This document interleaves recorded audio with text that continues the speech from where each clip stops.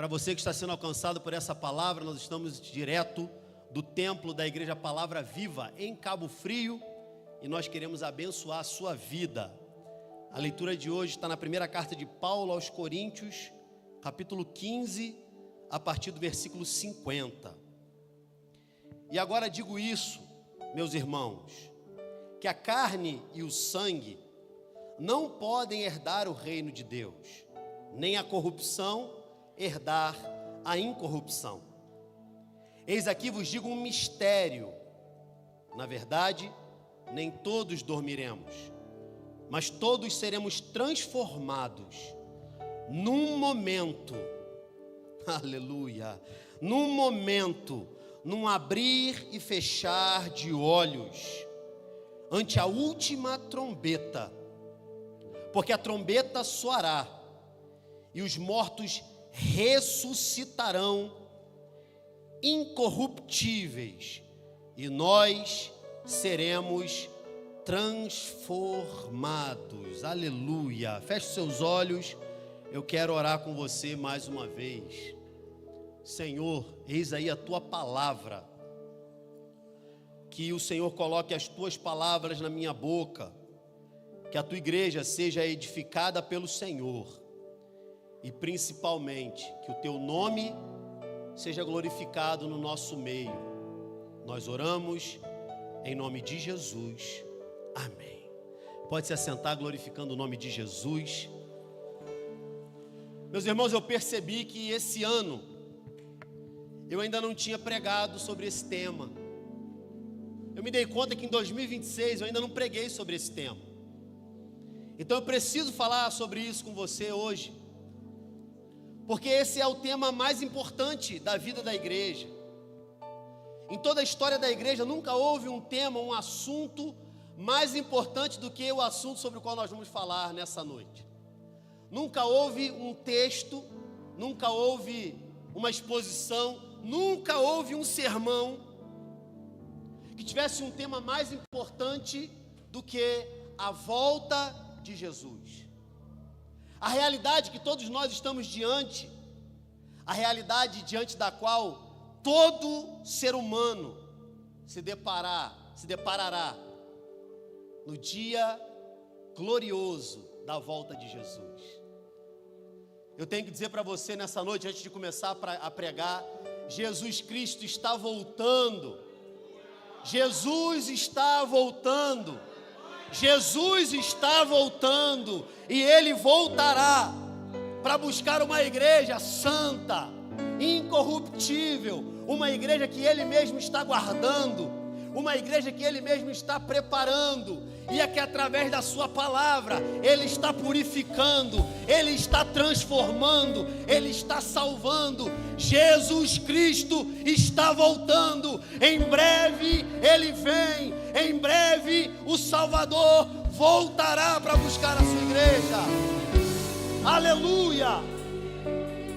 E se isso é uma verdade, meus irmãos, não existe nada que possa ocupar um lugar de maior expectativa no seu coração do que o retorno triunfante do Mestre. Irmãos, quando eu penso que Jesus voltará para me buscar, para te buscar, para buscar a igreja, não tem nada, Zé Américo, nessa terra que seja capaz de tirar a minha paz. Coisas que hoje arrancam a nossa paz, arrancam até a alegria de viver, e que daqui a um ano não farão a menor diferença.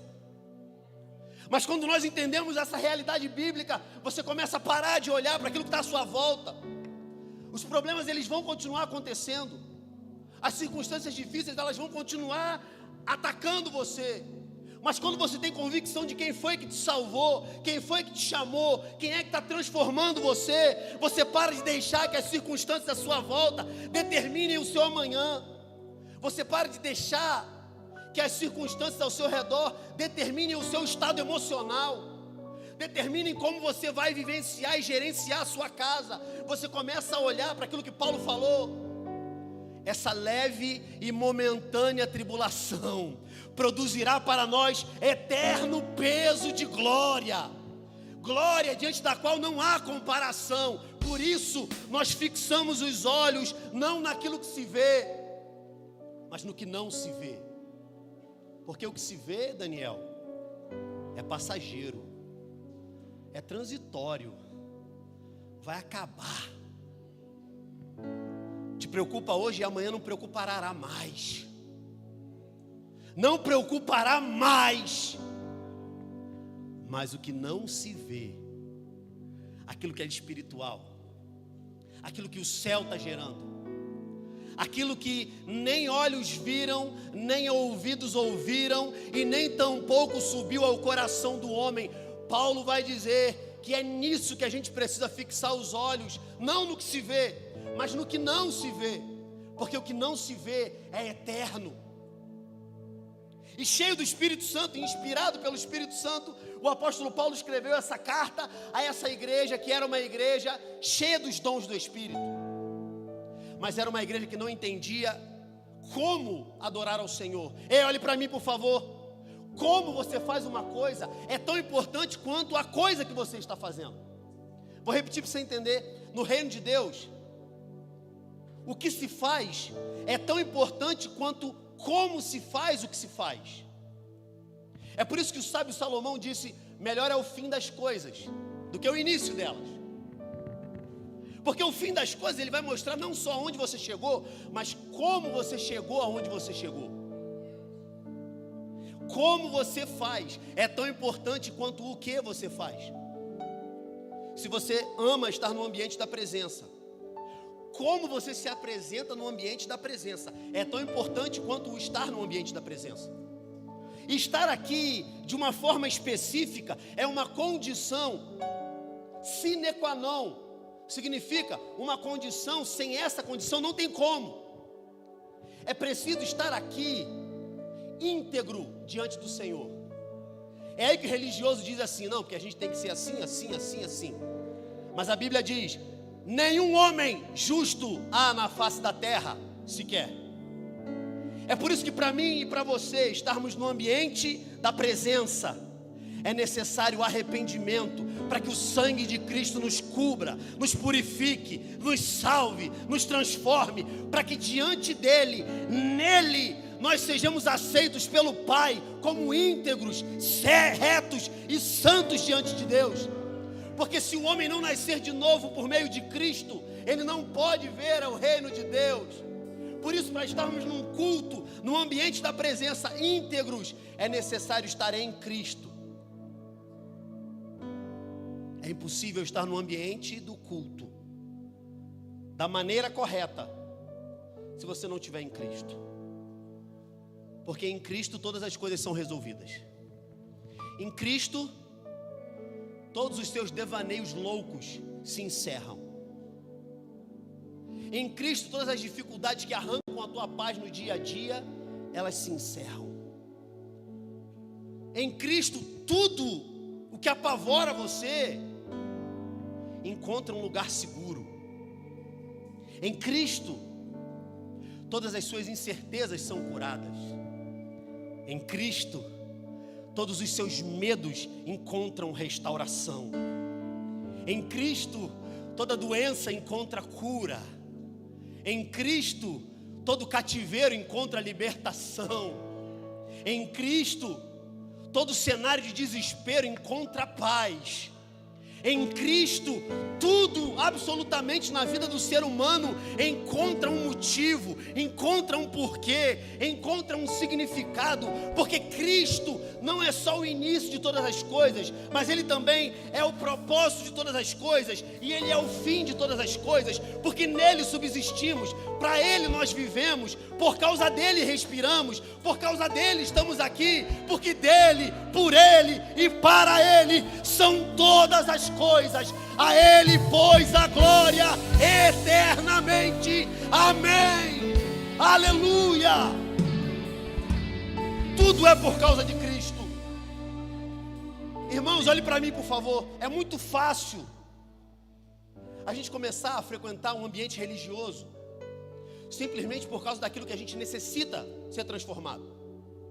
Eu preciso de motivo, eu preciso de restauração no meu casamento, eu preciso de cura no corpo físico, eu preciso de cura nas minhas emoções, eu preciso que Deus faça algo para restaurar ou restabelecer algo em mim. É muito fácil estar num ambiente de religiosidade, quando as suas necessidades, e você tem certeza que todas essas necessidades vão encontrar um lugar seguro. Mas aquilo para o que Cristo te chama é muito mais do que isso, irmão. Você precisa compreender que a vida com Deus, a vida na igreja, a vida sendo igreja, é muito mais do que matar um leão por dia. É muito mais do que vencer as dificuldades que vêm diante de você. Porque lá não haverá mais choro, não haverá mais morte, não haverá mais dificuldade, não haverá mais vício, não haverá mais tentação, não haverá mais necessidade, não haverá mais nada. Aí eu te pergunto, se não sobrar nada disso, o que vai motivar a tua adoração? Aí você pensa aí, a glória dele. Então por que a glória dele não te motiva agora mesmo? Por que a gente precisa sempre de um empurrãozinho? Por que a gente sempre está precisando de algo a mais para estar no ambiente da presença, desfrutando da glória e recebendo do céu e voltando para o céu? Mas por que a gente tem uma necessidade individual? Por quê? Irmãos, viver assim é desfrutar só da superfície, é ficar no raso. O relacionamento com Deus não é simplesmente um relacionamento onde Ele é a resolução para tudo que a gente precisa. Ele não te chamou só para deixar de fazer coisas. Porque algumas pessoas, olhe para mim aqui por favor, algumas pessoas elas tendem a reduzir a vida cristã e a santidade na vida cristã a você deixar de fazer algumas coisas. Não, eu bebia, não bebo mais. Eu mentia, não minto mais. Eu adulterava, não adultero mais. Estou vivendo em santidade porque eu matava e agora eu não mato mais. Só que quando a gente compreende para o que Cristo nos chamou, quem é Cristo e o que Ele tem para nós, irmão, você vai começar a entender que a vida cristã e a vida de santidade não é uma vida simplesmente passiva, onde você deixa de, mas é uma vida na qual você passa a. Você deixa de, mas você também passa a. Você passa a se relacionar com Ele. Você passa a orar. Você passa a ler a Bíblia. Você passa a consagrar a tua casa. Você passa a profetizar sobre a sua família. Você passa a profetizar o novo de Deus sobre a sua casa. Você passa a chamar o céu para dentro da sua família. Você passa a desfrutar daquilo que Deus tem para derramar ainda nessa terra sobre a sua casa, porque aqui é o iniciozinho do que vai ser a continuidade no céu. E lá em Apocalipse vai dizer que não haverá mais pranto, nem choro, nem clamor, nem dor, e Ele lhes enxugará dos olhos toda lágrima, e as primeiras coisas serão passadas. Irmão, pensa em alguém que vive uma vida debaixo do jugo de Satanás, debaixo do pé do diabo, que vive de queda em queda, está dentro da igreja, mas não consegue se manter de pé, porque sempre tem uma tentação, sempre tem uma dificuldade, sempre tem o mesmo problema que volta. Esse problema volta de baninho tomado, de roupa diferente, para parecer que é outra coisa, mas na verdade é o mesmo problema. Isso se chama raiz de iniquidade. É isso que tem acabado com você, é isso que tem acabado conosco. Se a gente não conseguir perceber que Cristo é o fim último da nossa adoração, por causa dele estamos aqui. E tudo que ele faz, e tudo que ele fala, e tudo que ele manifesta, e tudo que ele é um complemento, porque a glória dele é suficiente para você. Se ele te curou, é um complemento, porque a glória dele é suficiente para você. Se ele te libertou, é um complemento, porque a glória dele é suficiente para você. Se ele transforma, se ele torna você cada vez mais parecido com ele, também é um complemento, porque a glória dele é suficiente para você. Agora olhe para mim aqui, pelo amor de Deus. Desfrutar da glória de Deus não tem nada a ver com sentir um arrepio. Desfrutar da glória de Deus não tem nada a ver com o estado emocional que você atinge quando você está no ambiente do culto. Desfrutar da glória de Deus não tem nada a ver com ter uma experiência sinestética na hora do culto. Não, isso é o complemento. Nem todo mundo vai ter, nem todo mundo vai desfrutar, e está tudo certo. Desfrutar a glória de Deus é você conseguir perceber nas pequenas coisas do dia a dia que o Espírito Santo está transformando você, que o Espírito Santo está cuidando de você, os livramentos que Ele te dá no dia a dia, a cura daquilo que você nem sabia que precisava, a libertação de situações que outrora talvez iriam escravizar você. Desfrutar a glória de Deus é muito mais do que participar de um estado emocional, é muito mais do que ter uma experiência religiosa, é viver uma vida onde tudo o que Deus faz, tudo o que Deus fala, tudo o que Deus começa a fazer sentido para você aos poucos, e você vai experimentando dele, e ele vai se derramando a você, e você experimenta mais um pouco, e ele se derrama a você, até um ponto que você se torna também alguém que vai levar isso para os outros. Você não vai ser o final daquilo que Deus quer fazer.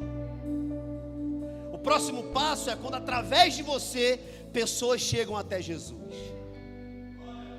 Através de você, pessoas vêm até o Mestre. Pensa só, a gente tem um Mestre, que é o Rei dos Reis, o Senhor dos Senhores, o Deus do Universo, aquele que era, que é e que há de vir, o Criador de todas as coisas, aquele que criou e que sustenta na palma das suas mãos absolutamente tudo, e Ele decidiu habitar em você. Eu não sei se você entendeu, mas esse que eu acabei de descrever aqui, Ele decidiu habitar em você. Olha aqui para mim. O Antigo Testamento mostra a maneira como Deus queria se revelar para a humanidade. Deus escolheu Israel para se apresentar para a humanidade. Amém? Todos entenderam? Então tudo que Deus quer revelar para a igreja no Novo Testamento de maneira plena, já estava implícito aqui no Antigo Testamento. Aí Ele falou para o povo de Israel: olha, vocês vão pegar madeira de acácia, os sacerdotes vão pegar madeira de acácia, vocês vão fazer uma arca, ela vai ter o comprimento tal, a largura tal, a altura tal, ela vai ter argolas de ouro, você vai fazer 2 bastões de ouro, você vai forrar essa arca, que é de madeira de acácia, por dentro e por fora, com ouro puro, e ali dentro você vai colocar as tábuas da lei, você vai colocar a vara de Arão, e você vai colocar o maná do deserto, porque essa tábua, esse maná, essa vara, dentro da arca, eles vão representar a minha presença no meio do povo.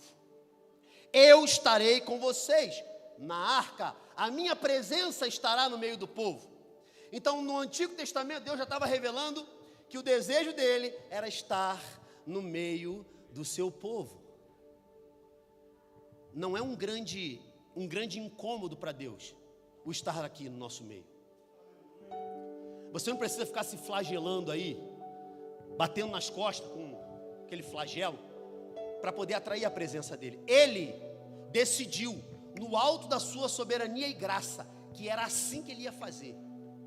E ele deu aos homens a possibilidade de se relacionar novamente com ele. No Antigo Testamento ele mostrou: olha, é a arca, hein? É a arca, e a arca vai ficar dentro do templo. E o templo é assim, tem um comprimento, tem um jeito, vocês vão fazer desse jeito, tudo bonitinho. Aí vem a plenitude dos tempos. Jesus revela que Ele mesmo é o Deus na terra. Ele mesmo é o Deus encarnado. E lá no início, no finalzinho do seu ministério, Ele vai dizer: olha, eu estou indo para o Pai, mas eu não deixarei vocês órfãos. Eu vou deixar para vocês um Consolador. Esse o mundo não conhece, mas vocês vão conhecer, e vocês vão saber quem Ele é, porque Ele estará convosco, e Ele habitará em vós. O que Jesus estava dizendo, olha, aquilo que na antiga aliança eles precisavam de uma arca, eles precisavam de um templo, eles precisavam de um monte de coisa. Agora o meu Pai já proporcionou para ele o lugar da sua habitação, e ele é dentro de cada um de vocês. Aí Deus vai, e através do profeta ele já tinha declarado: e eu não habitarei mais em templos feitos por mãos de homens, porque eu mesmo já fiz para mim uma casa para morar. Ei, o Espírito Santo de Deus, ele está morando dentro de você. Ele quer fazer moradia dentro de você, para que você possa ser a presença de Deus andando sobre a terra. A presença de Deus andando sobre a terra. Agora olhe para mim aqui, que você vai compreender perfeitamente o que Paulo escreveu. Tudo que Deus aceita é aquilo que é perfeito. Do que se trata o céu? O céu se trata de perfeição. Para nós é impossível. Ele proporcionou para nós um jeito de, em Cristo, Deus olhar para nós e sermos perfeitos. É por isso que ninguém aqui é salvo pelas suas próprias obras. Ninguém aqui pode, em qualquer momento da sua vida, fazer o que quer que seja para que você seja salvo ou não. Porque Cristo realizou a obra na cruz. Aí Ele deu para você assim, ó. Quer um presente? Eu vou te dar um presente. Só que esse presente é para habilitar você a estar comigo. Você não tem como me dar esse presente. Então eu vou te dar o presente para você me devolver. Foi isso que Ele fez. Agora, o Wallace pode dizer que não quer. Não é muito inteligente. O pastor Adilson pode dizer que não quer. Agora, para todos quantos o receberam, aos que creem no seu nome, foi-lhes dado o direito de serem feitos filhos de Deus. Ele não está dizendo, ó, se você teve um passado assim, aí de repente você vai poder ser. Não. Se você luta contra o pecado tal, não, você não vai poder. Não foi isso que ele falou. Se o seu passado te condena demais, aí tem que ficar um pouquinho de fora. Ele não falou isso. Se você, depois de me conhecer, você escorregar e cair, ele não falou, ó, eu vou botar o pé no teu pescoço e vou te empurrar para fora. Não, ele disse, quantas vezes o homem cair, o cair é do homem.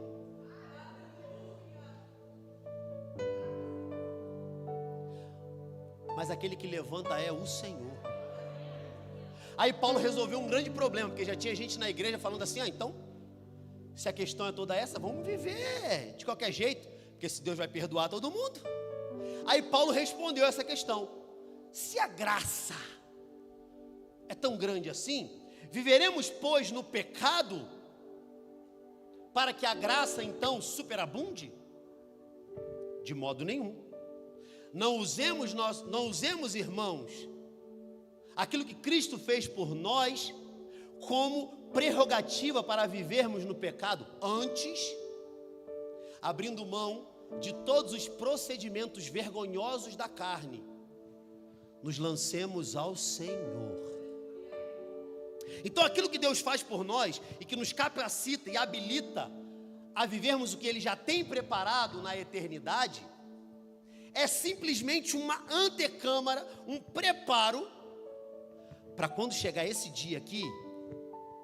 Vou ler de novo, porque você pode ter esquecido, que eu já estou aqui há alguns minutos falando. Agora digo isso, irmãos: a carne e o sangue não podem herdar o reino de Deus. O que Paulo está dizendo? Que o corpo não pode entrar não tem nada disso. Aqui Paulo está fazendo uma referência àquilo que é da carne humana, aquilo que é humano, ou seja, o humano, o esforço humano, aquilo que o homem pode realizar, todos os rituais religiosos, nada disso é suficiente. A carne e o sangue não podem herdar o reino de Deus, porque tem outros reinos que a carne e o sangue podem herdar. Agora o reino de Deus, não. Nem a corrupção herdar a incorrupção. Eis aqui vos digo um mistério. Irmãos, eu sou muito apaixonado quando a Bíblia, o texto começa assim: agora eu vou revelar um mistério para vocês. Irmão, se você ficar o resto do ano de 2026 só estudando esse texto aqui, vai acabar o ano, você não conseguiu entender tudo, porque é mistério do Senhor. E Deus precisa ser mistério. Tem gente que acha assim: ah, não, Deus isso ou Deus aquilo, porque me explica Deus aí. Ah, irmão, peraí, né? Se fosse possível colocar o oceano dentro de uma xícara, eu conseguiria explicar Deus para você. Porque Deus, Ele se revela, mas ao se revelar, Ele limita aquilo que Ele é. Isso é doido. Porque o homem, na sua capacidade intelectual, na sua intelectualidade, para ele é impossível compreender a mente do Criador. Isso eu não estou inventando não, está escrito na Bíblia. Quem primeiro foi o conselheiro do Senhor para que ele tomasse de volta? Quem o deu para que ele restituísse? Como que é assim o homem? Sempre falo isso aqui. Jó começou a questionar Deus e Deus perguntou para Jó: Jó, você estava onde quando eu lancei o fundamento do universo? Jó, você estava onde quando eu disse para o mar para ele não avançar? Jó, você estava onde? É porque, irmão, olha aqui para mim, tem coisa que para o resto da vida você não vai entender. Que isso, pastor? Irmãos, aquilo que é de Deus, que Ele quis revelar, está aqui, ó. E a Bíblia mesmo diz isso. Se alguém aparecer, ainda que seja um anjo, falando outra coisa diferente do que está aqui, que seja anátema. Sabe o que é isso? Que seja maldito. Não aceita, não ouça. Irmão, estão tentando ensinar outro evangelho por aí. Um evangelho onde a igreja é preparada para ficar nessa terra quando Cristo voltar. Um evangelho que ensina a cada um de nós a acumular, a acumular, a acumular. Um evangelho que ensina a cada um de nós a fechar os olhos para quem está à nossa volta. Agora o evangelho do reino de Deus é aquele que nos ensina a gerar expectativa em relação à eternidade. A sua pátria não é aqui, o seu lugar é o céu. Para de acreditar nas vozes do inferno soprando no seu ouvido que você não tem lugar aqui nessa igreja. Para de acreditar nas vozes do inferno que ficam tentando convencer você de que igreja não é para você, de que a presença de Deus não é para você, de que é muito difícil seguir a Deus. Irmão, se você acha que é difícil seguir a Deus, você não entendeu nada. Porque não é difícil seguir a Deus. Seguir a Deus é impossível, gente. É por isso que a gente precisa do Salvador. É por isso que a gente precisa do Espírito Santo. Porque se Ele não nos capacitar, se Ele não nos transformar, e se Cristo não nos salvar e não nos resgatar, é impossível. Aí chegou um moço diante de Jesus: bom mestre, eu tenho seguido todos os mandamentos, o que eu preciso fazer? Aí Jesus olhou para ele e falou assim: muito bem, agora vai, vende tudo que você tem, distribui e vem me seguir. Aí o texto diz que pesou-lhe o coração, caiu o semblante dele, ele se entristeceu. Aí ele foi embora. Aí os discípulos chegaram para Jesus e disseram assim: Senhor, coisa difícil isso, hein? Aí Jesus disse: é mais fácil um camelo passar no fundo da agulha do que um rico entrar nos céus. Aí os moderninhos aí, não sei tirando de onde, disse: não, mas o camelo era uma fenda que tinha na muralha de Jerusalém, e a pessoa... Eu pergunto, qual é a fonte disso aí? Fonte, vozes da sua cabeça. Irmão, não existe um documento histórico que mostre essa tal fenda que se chamava buraco do camelo, sei lá. Aí o pessoal começa a inventar isso, sabe para quê? Para não parecer que Jesus estava falando o que de fato ele estava falando.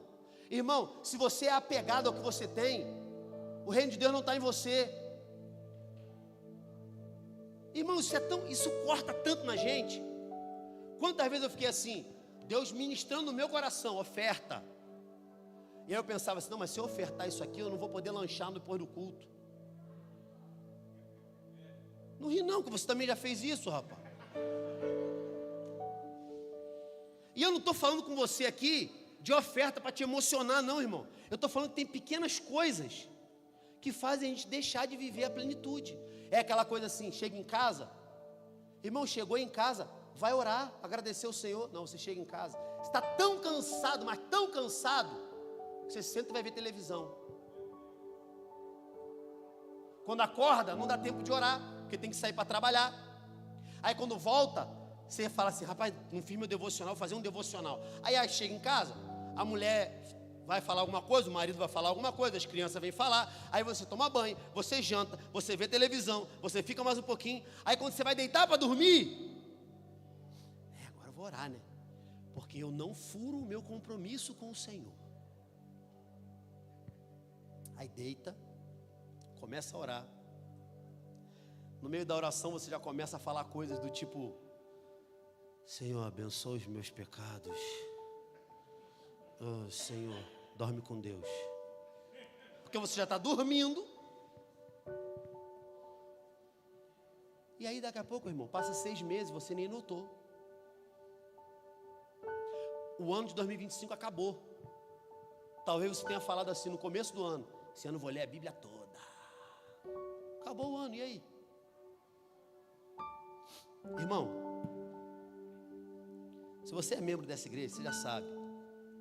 Irmão, traz Bíblia. Anda com a Bíblia. Mas não faz só isso não. Leia a Bíblia. Leia a Bíblia. A Bíblia tem um pouco mais de 31 mil versículos. Leia, irmão, um pouquinho só. Você lê um pouquinho todo dia. É melhor do que aquele que é assim. Não, que agora, aí pega um dia, começa a ler Gênesis 1. Aí naquele dia ele leu os 50 capítulos de Gênesis. Rapaz. Aí no outro dia não lê mais nada. E no outro dia também não. Quando se dá conta, passou um mês. Irmãos, essa é a igreja que vai impactar essa cidade. A igreja que vai impactar essa cidade não é a igreja que a gente frequenta, é a igreja que nós somos. Agora, se aqui, domingo à noite, é o único momento da sua semana que você pega a sua Bíblia, irmão, se você é membro dessa igreja, você está errado, irmão. Desculpe que agora está uma moda aí que não pode dizer não pode dizer que você está errado. Você está errado. Se você continuar assim, você vai para o inferno. O diabo vai fazer você cair. Agora, todo dia que você olha para o Senhor, Ele está ali disponível para você. É por isso que às vezes a gente não dá valor. Sabe por quê? Eu nunca falei isso aqui, vai ser a primeira vez. E se você se escandalizar, amanhã faz 2 dias. Irmão, você sabe o que a gente está gostando nesses últimos dias? A gente gosta daquilo que a gente não tem acesso. Escutei um camarada falar isso num podcast. Falei, rapaz, não é mesmo? A gente gosta de estar com pessoas que não nos dão acesso. Quanto mais for difícil chegar a uma pessoa, mais a gente gosta. Mais a gente fica igual um bobo atrás. É o pastor que acaba o culto, tem uma porta escondida ali, ó, você nem vê, vap. É alguém que precisa te acudir no dia mau, que você não tem socorro. É desses que o povo gosta. É daqueles que usa a Bíblia para enganar você. E você sabe que está sendo enganado. Ele diz assim, ai, que legal.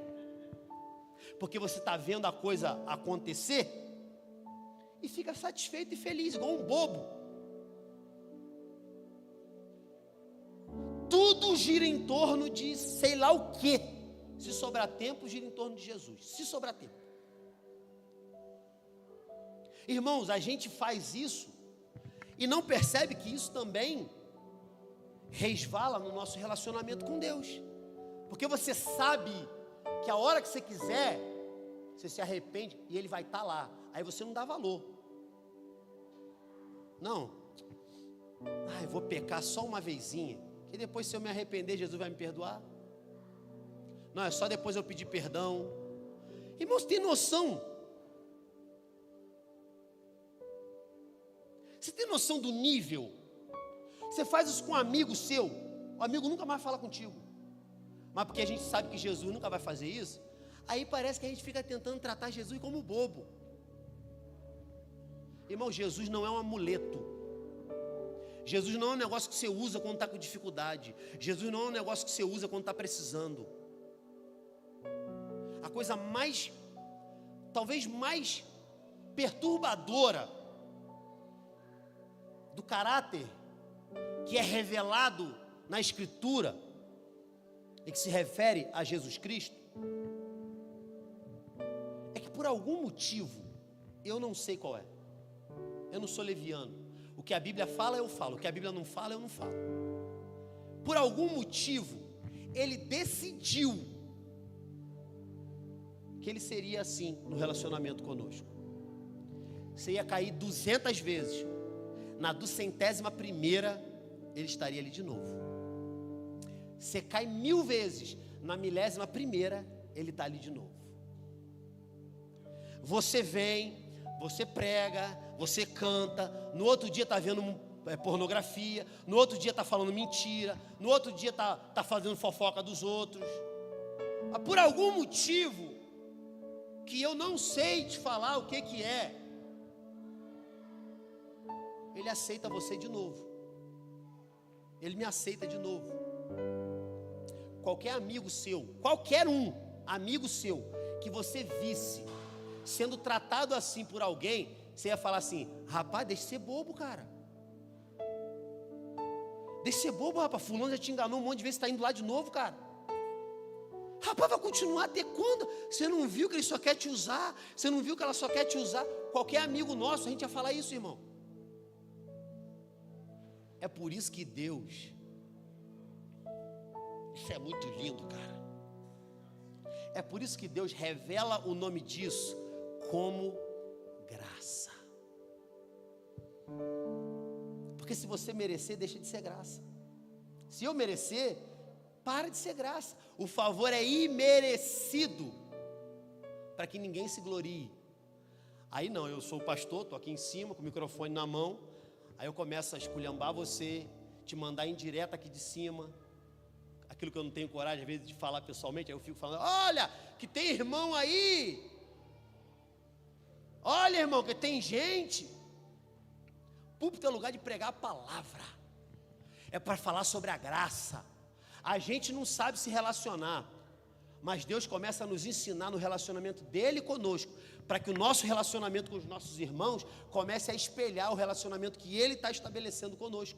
Aí quanto mais você recebe dessa graça, mais você transborda dessa graça. É por isso que Jesus falou: a quem muito foi perdoado, muito ama. É só quando você tem certeza que você não merecia estar aqui, que você, de uma vez por todas, está no lugar exato que você deveria estar.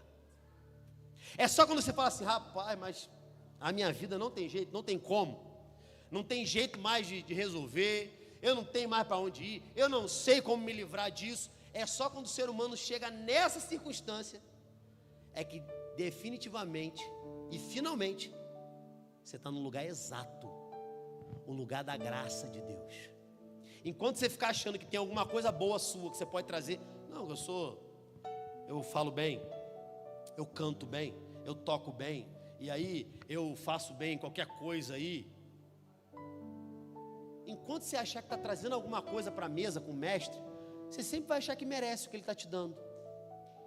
Agora, quando você tem consciência, irmão, que você não trouxe nada, e até o que você trouxe é podre, que isso o pastor está falando? É podre, irmão. Sabe quem disse isso? A Bíblia diz assim, é por isso que eu gosto de andar com ela assim.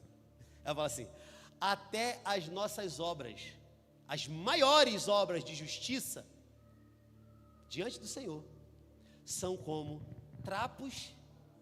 Você quer trapo de imundícia, irmão? Era absorvente que a mulher usava, não tinha absorvente, né? Aí pegava uma estopa, um pedaço de pano, e usava para absorver o sangue. Tudo que a gente faz de melhor, diante do que Deus fez por nós, a Bíblia chama de trapo de imundícia. Aí eu te pergunto: O que você pode dar ao Senhor? O que você pode dar para Ele que Ele já não tenha? Isso é doido, gente. É como se chegasse diante de um príncipe, um rei, muito rico, e aí você fala assim, ó, você pode levar um presente para ele. Aí você fala, vou levar o quê? Olha quando vai aniversário de gente rica, já foi aniversário de gente rica? Rapaz, aniversário de gente rica é difícil. Você fala assim, rapaz, vou comprar o quê, mano? Isso aqui fulano já tem, você fala assim, rapaz, tem nem roupa para usar. Diante de Jesus, você tem que pensar isso. Diante de Jesus tem nem roupa para usar. Tem nada para dar para ele. Aí que ele resolve a equação. Ele bota na sua mão para você devolver para ele. Ele fala assim, ó, vou te dar um negócio aqui. Quando eu te pedir, você me devolve isso aqui mesmo. Esse vai ser o seu presente para mim. Porque não tem nada que você possa me dar que eu já não tenha te dado primeiro. O nome disso é adoração. A graça é o que gera a adoração. A graça gera a adoração que vai fazer você se encontrar com Ele. Isso é lindo, gente. Só adora quem foi alvo da graça. Adoração não tem a ver com como você sabe cantar. Adoração não tem a ver com... A gente que é pentecostal faz umas caras e boca, né? Não tem nada a ver com isso. Tem a ver com devolver para Deus o que Ele te deu primeiro. Ele só te deu por causa da graça. A graça te alcançou. Você recebeu imerecidamente. E aí você devolve para Ele. E a Bíblia chama isso de adoração. É o corban de honra. Lá no ministério levítico tinha isso. Irmãos, isso é tão lindo. Porque se a carne e o sangue não podem herdar o reino de Deus, e nem a corrupção herdar a incorrupção, como então a gente vai herdar o reino de Deus? Por meio daquilo que é incorruptível. Por meio daquilo que não é carne nem sangue. Cristo em nós, a Bíblia diz, a esperança da glória. Então, quando nós estamos nele, a nossa incorruptibilidade é revestida, a nossa corruptibilidade é revestida de incorruptibilidade. É isso que vai acontecer quando ele vier buscar a igreja e nós seremos transformados. O nosso corpo se tornará um corpo incorruptível. Não tem nada a ver, vai descer um monte, vai subir um monte de alma penada, assim, um monte de espíritozinho. Não, irmão, você vai subir com um corpo glorificado, um corpo transformado, porque Deus não criou você para ficar uma alma penada. Irmão, isso aí nem existe. A Bíblia diz que quem está lá nem pode passar para cá. Então não tem esse negócio. Você vai estar completo para receber completamente e poder adorar na plenitude. Agora, como é que resolve isso se a carne está degradada? Deus resolveu. Ele vai te arrebatar, te transformar e vai te dar um corpo incorruptível. Irmão, aí é que o negócio fica doido. Aí é que o negócio vai para outro nível. Como diz um amigo meu, é outro nível de adoração. Porque você não vai ficar cansado, igual alguns de vocês estão agora. Você não vai ficar enfadado. Você não vai ficar inquieto. Não vai ficar com dor na perna. Não vai ficar com dor nas costas. Você vai poder ficar o tempo inteiro, recebendo dele e devolvendo para ele. Aí alguém pensa assim, mas isso aí, será que não vai ser muito chato, né? Uma vez um amigo falou assim, eu não quero ir para o céu não, eu quero é para o inferno. Aí ele me explicou a lógica da cabeça dele, porque no céu é muito chato. Ele falou, Maxwell, para mim, no céu a gente vai ficar sentadinho numa nuvem tocando harpa. Olha que coisa chata. No inferno não. Eu olhando para a cara dele, no inferno não, no inferno é churrascada, é mulherada, é cervejada. Falei, vai nessa. Aí deu vontade de fazer, eu gosto assim, amostradinho. Irmãos, essa figura de que você vai ficar sentadinho na nuvem, irmão, desculpa aqui, de novo eu vou te escandalizar, isso seria um porre. Chato esse céu, chato. Agora a gente acha, no alto da soberba do ser humano, que a gente é capaz de pensar num céu melhor do que Deus. Aí a gente já idealizou como é que é o céu. Irmão, pensa na coisa mais extraordinária que você gosta. Pensa na coisa mais extraordinária que você puder projetar assim para ser um lugar que só tem maravilha. Irmão, isso aí não chega nem a unha do negócio. Chega nem a unha. Não chega nem a um milésimo. A eternidade com Deus é desfrutar de quem Ele é. Já preguei sobre isso aqui algum tempo atrás. Agora, para chegar lá, aquele grande dia, irmão, se eu estiver vivo quando Jesus voltar, eu sempre falo com o Jéssica, rapaz, vai ser uma doideira, cara. Imagina você acorda de manhã cedo, porã, porã, toca a trombeta. Aí você faz assim, ó, pensa que não olhou, olhou de novo, Jesus vindo no céu. Aí você fala assim, rapaz, era hoje, cara. E aquele que ficou fala assim, rapaz, era hoje. Irmão, quando Jesus voltar, pode ir lá, na rua Edilson Duarte, 123B, vai pegar tudo que você quiser. Inclusive a chave da igreja, pode pegar. Pode vir pregar aqui todo domingo. Fica à vontade. Cristiano, se quiser, fica à vontade. Pensa só, irmão. Vamos cantar aquela música. Esqueci o começo dela. Aquela, não haverá mais noite ali. Canta ali, o menino já está até fazendo a nota. Eu acho que não é não, mas fica de pé, irmão, por favor.